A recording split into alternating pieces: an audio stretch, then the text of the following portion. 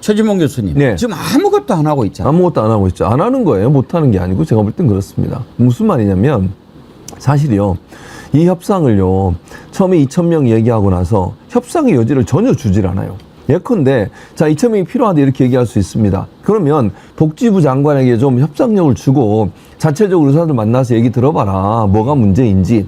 그리고 뭐 실제 속내를 보면 이런 문제도 있다고 그래요. 단순히 숫자의 문제도 있지만 이게 이제 수가 문제, 의료 수가 문제가 가장 중요한 문제라고 하더라고요. 근데 의사들이 사실 이 얘기하기엔 좀 부담스럽잖아요. 돈 때문에 그러냐 그런 비판을 받을 수 있으니까. 그러면 협상을 통해서 복지부에서 이 문제 해결할 수 있도록 하는 노력을 좀 해야 되지 않겠습니까? 문제는 뭐냐면 대통령이 2,000명을 절대로 사수하면서 이거 외에는 협상이 없다라고 얘기해버리니까 복지부는 아무것도 할 수가 없는 거예요. 복지부 장관한테 뭔가 여지를 주고 그 사람이 협상할 수 있는 협상력을 줘야 되지 않겠어요?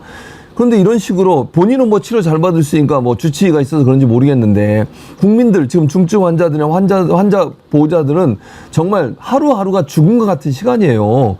그리고 김종인 전 비대위원장도 얘기했지 않습니까? 방송에 나와서 자기 꼬매는 거 이거 머리 다쳐가지고 꼬매러 갔는데 20군데인가? 22군데. 22군데. 안 받아줘가지고 결국은 자기가 예전에 다니던 병원에 전화해서 자기 이름 밝히고 그렇게 해서 결국 치료를 받았대요. 아니, 그러니까 이 정도니 일반 국민들이 느끼는 위기감이나 불안감 얼마나 커지겠습니까? 아니, 대통령이 자기가 모든 걸 하는 거 아니잖아요, 정치에서. 복지부 장관이 협상 대상인 의사협회든 아니면 전공의협회든 여기와 만나서 대화하고 협상해서 뭔가 얻어낼 수 있도록 하는 그런 어떤 뭐랄까 자율적으로 할 수 있는 기능을 줘야 되는 거예요. 책임감도 주고. 그런 부분이 전혀 없어요. 그런 데는 그만한 이유가 있죠. 네.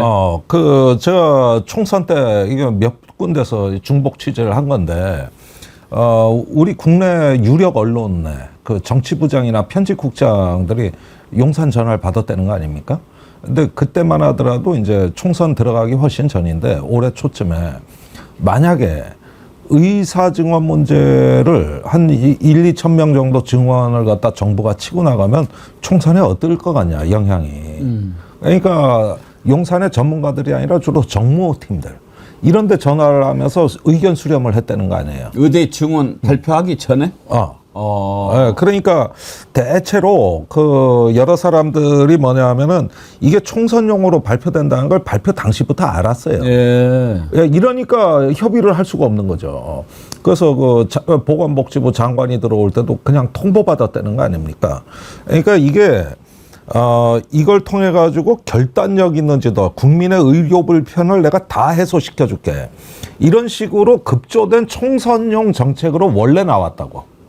그러니까 국가의 합리적 심의 과정이 오히려 걸림돌이 되는 거예요. 왜냐? 총선 전략이 훼손될 수 있기 때문에. 이게 첫 단추를 잘못 끼우면서 시작된 의료개혁의 어떤 그 비극이었어요. 그러니까 의료개혁은 해야 될 게 많죠, 사실은.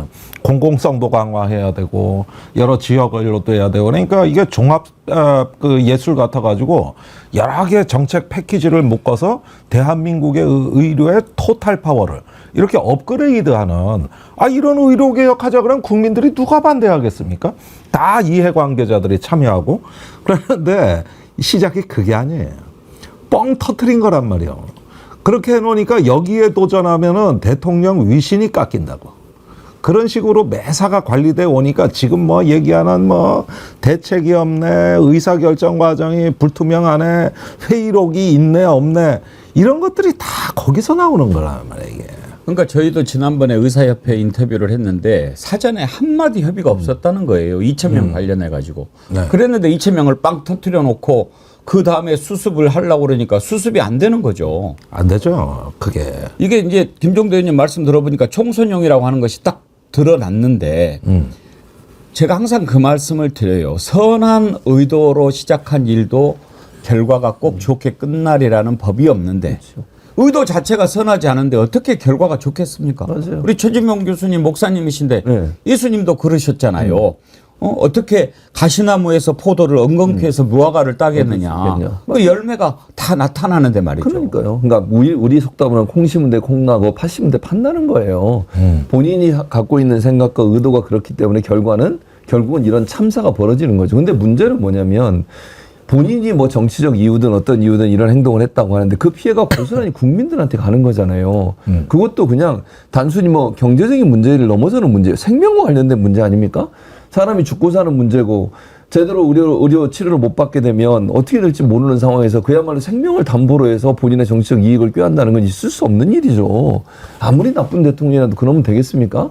아니 국민들이 정말 뭐 백척간두에 서 있어서 언제 어떤 일을 당할지도 모르고 사고라고 하는 게 누가 원해서 나는 겁니까? 예상하지 못하는 상황에서 사고가 날 수 있는 거잖아요. 그럼 그 사람들 치료받을 수 있는 체계는 과연 있는 것인가? 그리고 우리나라가 다른 나라에 비해서 적은 비용으로 치료를 받을 수 있고 또 숙련된 고도의 의료진들이 있어서 전 세계 어느 나라보다 의료 서비스가 좋다는 평가를 받아왔어요. 외국에서도 많은 사람의 치료를 받아왔고 전공의들이 다 지금 떠나가지고 그 사람들이 뭐 하고 있는지 아세요? 일반의로요. 왜냐하면 전공의를 못하니까 일반 병원에 가가지고 그거 의사 일을 하고 있어요.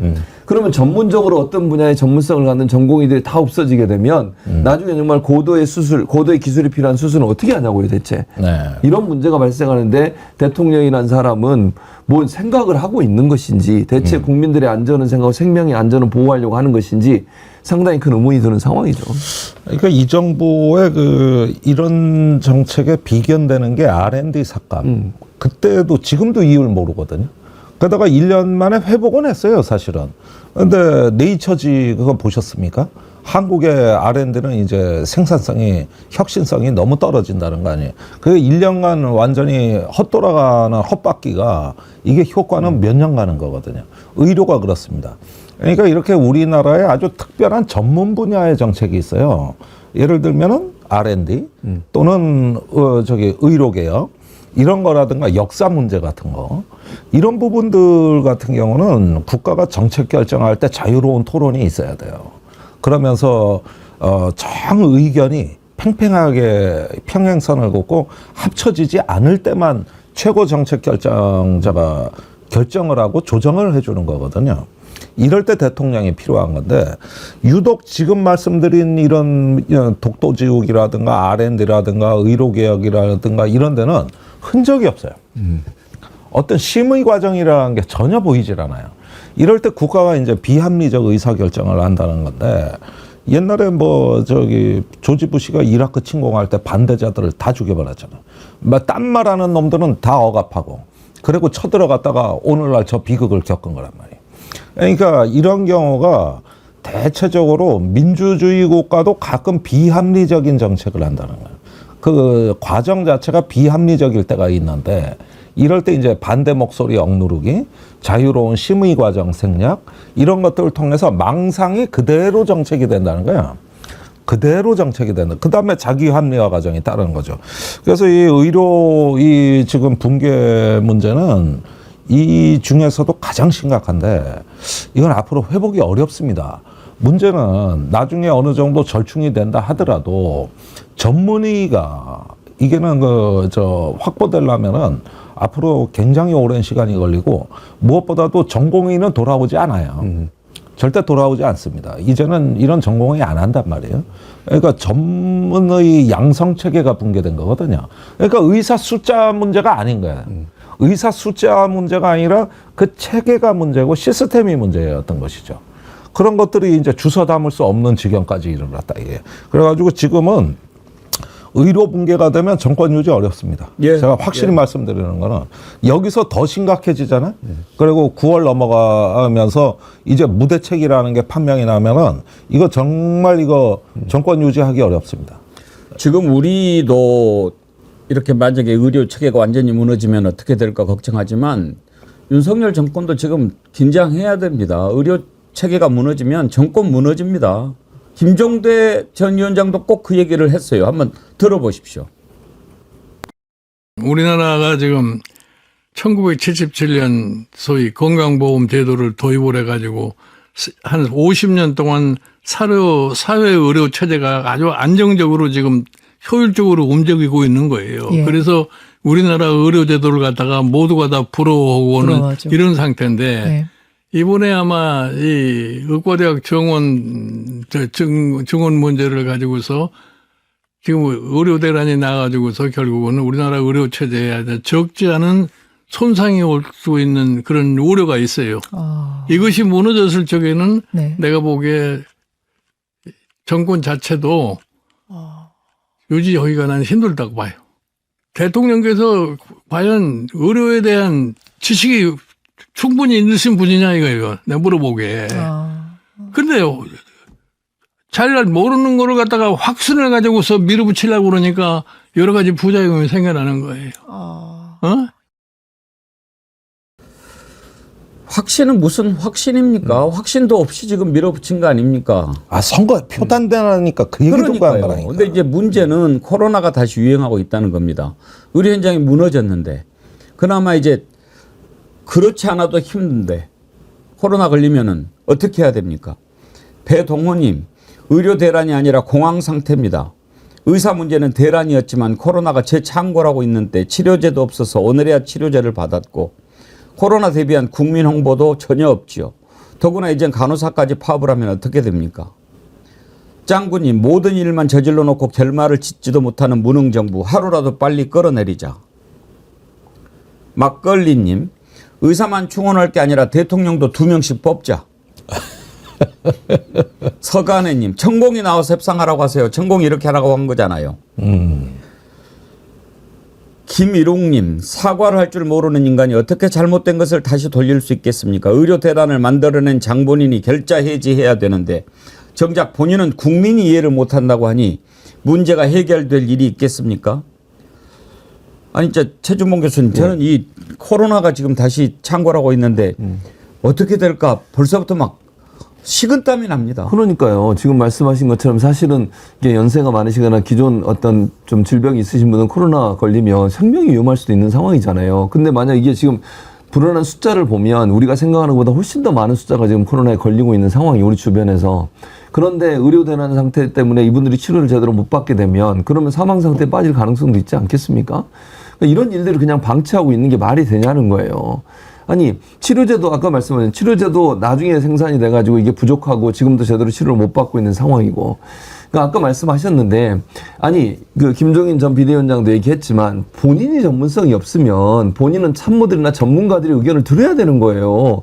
왜 대통령이 나서서 2,000명이라는 숫자를 절대로 바꿀 수 없다고 이미 이제 그건 다 결정이 돼버렸죠. 진행이 되고 있는 상황인데 그렇게 얘기하는 게 말이 안 된다는 거예요. 아까 제가 말씀드렸지만 보건복지부 장관에 있는 보건 전문가들에게 의견을 듣고 그 사람들이 협상을 하면서 자율적으로 결정할 수 있는 자율권을 줘야 되는 거예요. 대통령이라는 사람이. 왜 대통령이 2,000이라는 숫자에 얽매여가지고 그거 절대로 바꿀 수 없다고 얘기를 하냐고요. 그리고 지금 이렇게 문제가 발생하면 지금이라도 협상을 해서 문제를 해결하려고 노력을 해야 될 거 아닙니까? 아니 본인이 얘기하는 게 조금이라도 양보하거나 조금이라도 잘못됐다고 인정하는 것 자체를 못하겠다고 하면 그건 정치가가 아니에요. 그건 독선가거나 독재자죠. 그런 사람이 그런 주장을 하죠. 정치가가 협상을 하는 게 정치의 가장 큰 묘미 아닙니까? 협상하고 협의해서 문제를 풀려고 노력하고 국민들이 어려움 당하고 있는 문제를 풀어서 국민들의 행복을 주는 거 그게 정치 아닙니까? 정치의 묘미가 협상인데 협상에 대해 전혀 문을 닫고서 절대로 물러설 수 없다. 물러서면 마치 지는 것처럼 생각하는 그런 생각 자체가 정치인으로서 제대로 된 생각이 아니라고 보여지는 거죠. 그게 나온 처방에 하나 있긴 있어요. 그 간호법. 그거 자기가 거부권 행사한 거. 맞아요. 그거 이제 빨리 해달라는 겁니다. 그러는데 이러는 과정에서도 이건 전공의 부족을 간호 인력으로 메우겠다. 이런 정도인데 지금 오히려 그쪽 보건의료 노조에서는 지금 파업하겠다는 겁니다. 전혀 거꾸로 가고 있어요. 그랬는데 물론 간호법은 통과시켜 달라고 하고 있죠. 그런데 또 간호법이라 그러면은 자존심 상하니까 자기가 거부권은 이제 그 법안 명칭을 슬쩍 바꾸려고 그래 또. 그래서 간호법인데 간호법이 아닌 것처럼. 그러니까 여기서 이제 거의 우리가 완전히 꼭지가 돌아버리는 대목인데 이러면서도 정작 대통령은 심각성을 몰라요. 그 위에 올라간 보고나 이런 것들 쭉 보면은 응급실 이상 없다고 알고 있어요 지금. 실제 그렇게 알고 있어요. 그러니까 우리가 지금 불안한 거지 대통령은 안 불안해. 응급 체계는 이상 없이 굴러가고 있다 이 얘기인데 사실 누구 주변에서 한 사람 갑자기 쓰러져 보십시오. 저도 당했는데 앰뷸런스 안에서 갈 데가 없어요. 받아주는 응급실이 없어가지고 실제로 그 앰뷸런스 안에 1시간 저도 같이 있었거든요. 이게 한 2, 3주 전의 얘기인데 엊그저께 앰뷸런스 안에서 결국은 출산을 했다는 거 아닙니까? 예, 그렇습니다. 응급실에 결국은 못 받아가지고. 못 받아가지고. 예. 그런데 거기에 그 응급 그 소방요원은 계속 전화를 합니다. 여기저기 돌려요. 막 병원에 어떤 데는 한 두 번씩 진짜 급하다니까요. 뭐 이러고 애는 써주는데 못 받겠다는 거야. 그게 이유가 딴 게 아니야. 응급실이 없어서 못 받는 게 아니고 거기서 응급 처치를 하다 보면은 그 다음에 이제 2차 배후 그 의료라고 하는 게 있다고. 아, 이건 전문의가 와야 돼. 응급 차원에서 안 돼. 요 부분이 없는 거야. 요 부분이 없기 때문에 못 받는 거지. 응급실이 없어서 못 받는 게 아니라는 거예요. 근데 이 부분을 정부가 얘기를 안 하는 거예요. 그래서 응급실 돌아가고 있습니다. 그러니까 지금 어떻게 알고 있느냐. 야, 응급실 이상 없대. 저기 국민들 응급실 체계 무너졌다 이런 거 가짜뉴스 세력이야.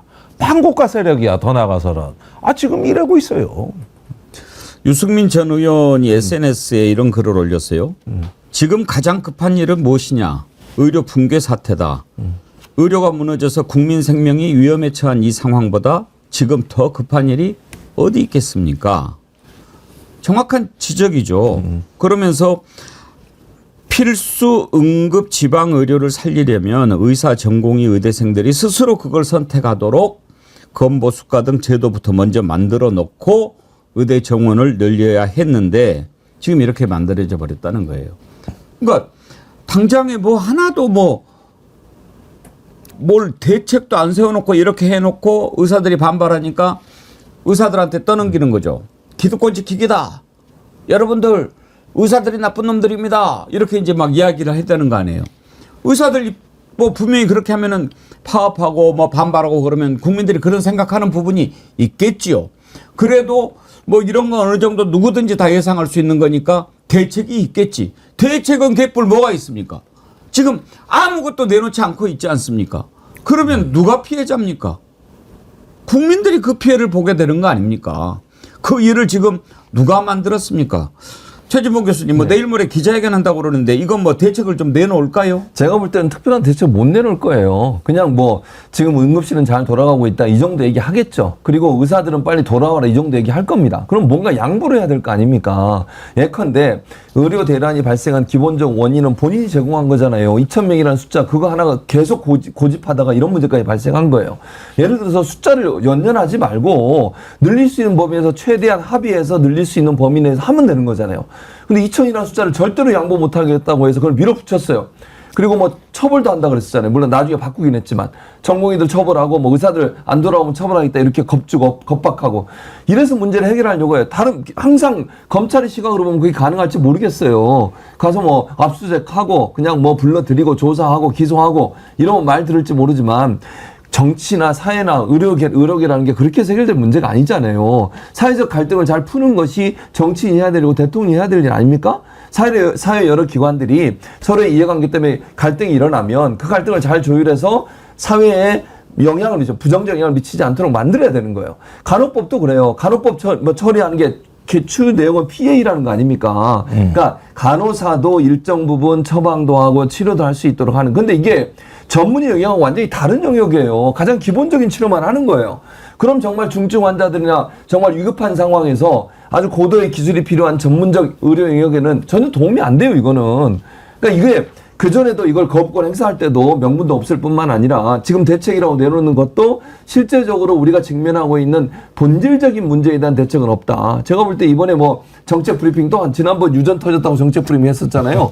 두 번째 한대요. 근데 제가 볼 때 의료 대란에 대한 근본적 해결을 못 해요. 그리고 지금 의대에서도 큰 문제가 발생하죠. 왜냐면요. 지금 그 전에 올해 이제 휴학을 한 학생들 있잖아요. 이 학생들과 내년에 지금 2,000명 늘려놓은 학생들이 함께 공부를 해야 돼요. 의대가 이걸 수용을 못 해요. 아니, 예를 들면 60명 있다는 학교가 예컨대 어딘가 제가 기억을 못 하겠는데 60명 때가 학교가 100명, 200명이 돼 보세요. 그것도 감당이 안 되는데 유급된 학생들 또 들어와야 돼요. 그럼 2배가 되는 거예요. 60명 가르치던 학교가 200명, 300명을 가르쳐야 되는. 수용 능력이 안 돼요. 안 되죠. 교수진은 어떻게 확보합니까 또? 그러니까요. 그 실습 실험도 안 돼요, 이게. 네. 전 이거 정권 붕괴 조짐이라고 봅니다. 이게 좀 많이 앞서 나가지 않는가. 저도 조심스럽긴 하지만은 이렇게 진단을 내릴 수밖에 없어요. 일본의 기시다가 왜 불출마를 합니까? 어디서 무너진 거죠? 두 가지가 있었는데 그 중에서 제일 큰 게 전자주민등록증이라고. 이게 일본이 IT 친화적 나라가 아닌데 무리하게 도입했다가 취지는 좋았어요. 그걸 통해 가지고 이제 좀 생산성을 높여보겠다 이거지. 그게 대란이 일어났다고. 그런데 우리도 지금 주민등록증이 주민등록증이 아니잖아요. 우리 같이 IT가 발전한다. 그걸로 지지율이 10%대까지 떨어졌단 말이에요. 두 번째가 자민당 비자금 스캔들입니다. 이 두 가지는 헤어나질 못해요. 자, 그런데 지금 여기에는 전자주민등록증보다 더 심각한 문제를 건드려 놨는데 이게 정말 국민들 신경줄을 건드려 놨다고요. 근데 그 이유가 어처구니없게도 총선 전략이었고, 그러니까 뭐 지금 대학의 의료 교육 문제, 그다음에 저기 간호사들 문제, 의료 수가 문제, 지방 공공 의료원 문제, 뭐 이런 문제가 지금 숱하게 남아 있는데 하나를 건드려 전체 시스템이 무너지는 대붕괴를 임박했다는 느낌을 좀 갖고 있습니다. 이게 이제 그 게임 이론에 나오는 얘기인데 그 뭐 나비 효과라고 해서 대붕괴 이론이라는 게 있어요. 그런데 지금 거기에 대통령이 지금이라도 국민들에게 진솔하게 사과하고 반성하고 원점부터 다시 검토하고 이해관계자들 만나겠다. 사실은 이래도 지금 될까 말까예요. 지금 이미 골든타임은 놓친 거예요. 그런데 지금 대통령이 모르는 것 같아. 아무리 봐도. 저럴 수가 없거든요. 저럴 수가 없어요.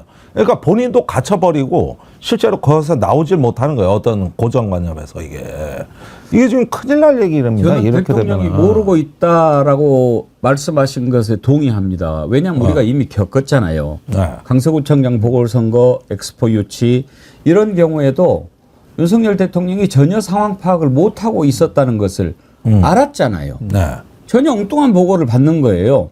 그래서 선거 결과를 보고 국정 기조를 전환해라 그렇게 요구했는데도 이 모양으로 계속 가잖아요. 네. 그것은 결국 지금도 보고 채널이 제대로 작동되지 않고 있다라고 하는 것을 보여주는 거죠. 그렇습니다. 이런 상황이라는 게 뭐냐면은 이제 다른 어떤 정책이나 이런 게 어디 뭐 안보 문제에서 일어났다고 보십시오. 이거 죽고 사는 문제입니다. 이게 국가 존립의 문제예요. 그러니까 의료, 국방, 치안, 뭔가 이 국가가 개혁을 함부로 할 수 없는 계속적이고 안정돼야 되는 기본적 영역이 있는 거거든요. 여기서 탈이 났다 그러면은 이거는 정부는 자격이 없는 건데 지금 이걸 건드려 놨다네요. 거기에다가 이제 건강보험 문제까지 이렇게 파급되고 이러는데 아시다시피 미국 대선에서 단골 메뉴가 의료 논쟁입니다. 그걸로 날 새고 날 져요. 어떤 개혁도 안 되거든요. 그러다 미국이 거의 어떤 의료 지옥이 됐거든요. 지금 우리나라 이런 상황이 왜 국민들한테 두려움을 안 주겠습니까? 이렇게 어떤 높은 품질의 좋은 시스템을 갖고 있던 나라에 붕괴 조짐이 보인다. 이거 세계적인 뉴스입니다. 이거. 지금 이런 글을 올려주신 분도 계세요. 안개미소님. 119가 병원에 전화하면 안 받아주고 개인적으로 가면 받아준다는 얘기도 있습니다. 응급 상황에서는 이런 방법도 써볼 만합니다. 글쎄요. 사실인지 여부는 모르겠습니다만 워낙 이렇게 응급실 찾지 못하고 고생하는 경우가 많이 생기니까 이런 말도 나오지 않은가 그런 생각이 듭니다. 오늘 또 탄핵 릴레이가 펼쳐집니다. 이렇게 되면 계속 그렇게 되는 거죠. 경연님 탄핵 가자, KRW님 탄핵, 조사루스님 윤석열 정권 탄핵이 평화입니다. 글쎄요. 탄핵 참 쉽지 않은데 국민들 이제 정말 야 이거 위험하다 이렇게 되면 무슨 일이 일어날지 어떻게 알겠습니까? 까멜라님은 한 번 더 보내셨네요. 보수형님 TV님, 김종대 의원님 이채양명 침향단 드시면 막둥이도 만들 수 있다고 합니다. 아, 참. 그 정부에서 뭐 지원해 주는 거 있죠. 아, 나도 가능합니다. 저도 날 수 있어요. 네. 알겠습니다. 많이 드십시오. 네.